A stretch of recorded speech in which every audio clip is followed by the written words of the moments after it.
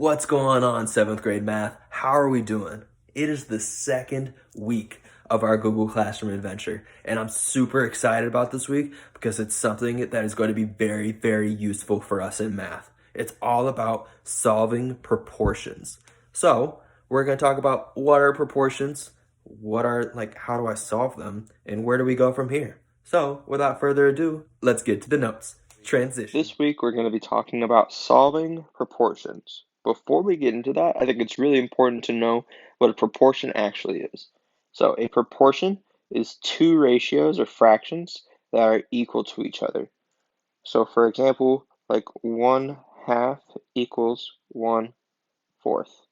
That is technically a proportion because it is a fraction and another fraction that are set equal to each other. Okay? Relationships can also be proportional, or objects can be proportional, growth can be proportional when their fractions or ratios are equal to each other. So many times you'll see growth or different figures that are proportional because their side lengths have the same ratio of their side lengths or various things like that. So let's get into actually how to solve proportions. So in a proportion, where let's say we have A over B equals C over D, the products A times D and B times C are called cross products. And this is what it looks like. Do we remember seeing anything like this in the past, maybe in sixth grade? Many people like to call this the butterfly method because you see its wings and then you have to keep this equal sign in the center there. So the cross product property is basically the butterfly method. So let me just write this on here.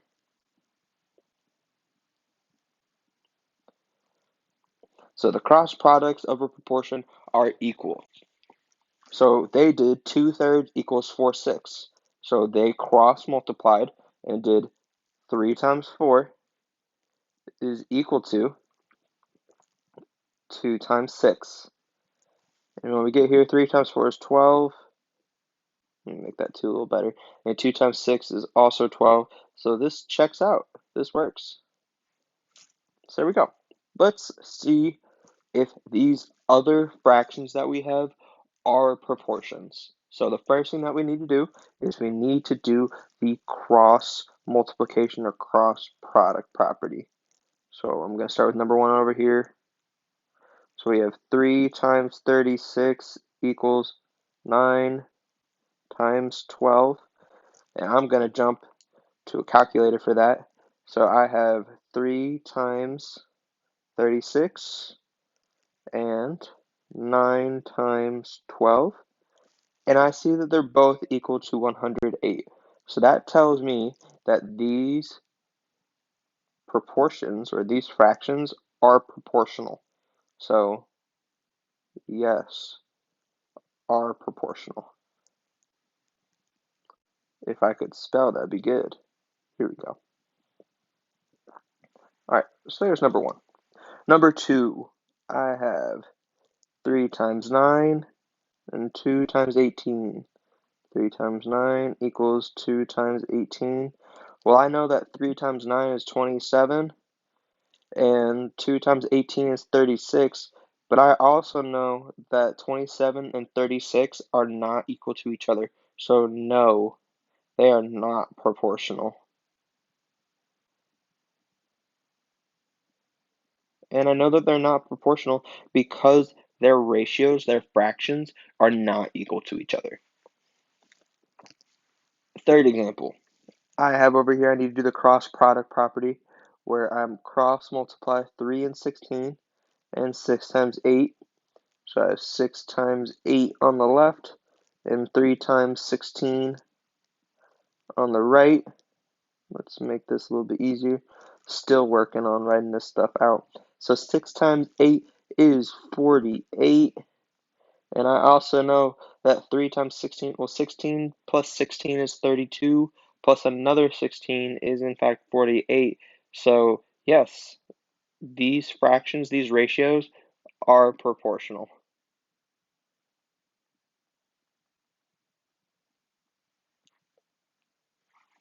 Not too bad so far. So let's keep moving on. Here's our example. Use the cross product property to solve the proportion. Now this is what we are going to commonly see. We are going to have a lot of fractions, ratios, proportions that have a missing part. Okay, so in this case, in this first example, they're trying to solve for x. So the first thing that they did was they still decided to cross multiply. So they did x times 10 and 8 times 7. Well, x times 10 is just 10x, and 8 times 7 is 56.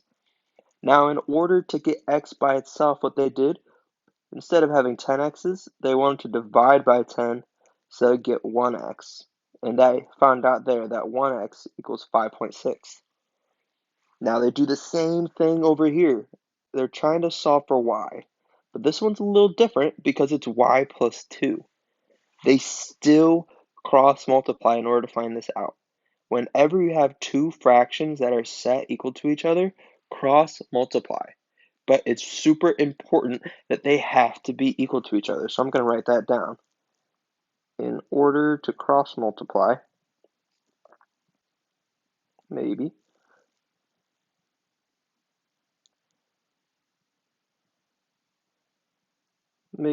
multiply.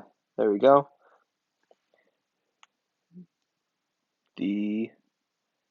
Wow, I'm really struggling writing here. I'm going to try this with my finger now. Let's see. The fractions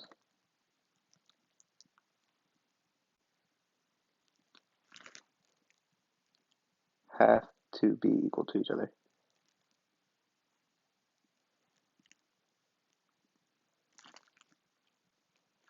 Okay, in order to cross multiply, the fractions have to be equal to each other. They have to be. Okay, so they did 9 times 17 and got 153. And right here, they have 3 times the quantity y plus 2. In this situation, you want to distribute that 3 into each term of whatever's inside of the parentheses. Okay, so 3 times y gives me 3y, and 3 times 2 is 6. So in this case, where they went from here, I'm just going to scribble this out for a second because they kind of jumped the gun. They 153 equals 3y plus 6. What they did first was they subtracted by 6 on both sides because they're trying to get this y by itself. So 153 minus 6, that is going to be 147 equals 3y. And then they divided by 3 on both sides, and they got y equals 49. And that is how they solved that one.